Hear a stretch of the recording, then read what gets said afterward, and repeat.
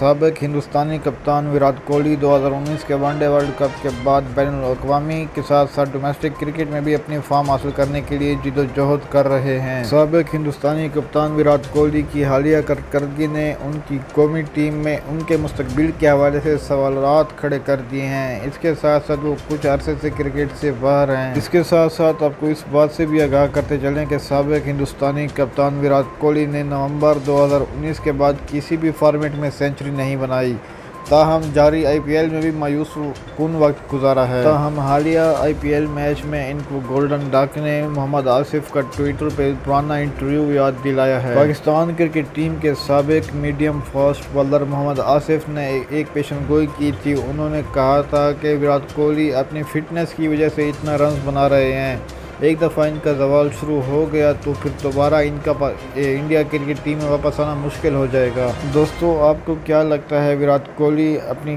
International cricket میں دوبارہ اپنی کارکردگی دکھا پائیں گے یا نہیں؟ آپ سب نے کمنٹ بار میں ضرور بتانا ہے، میں آپ سب کے کمنٹ کا انتظار کروں گا۔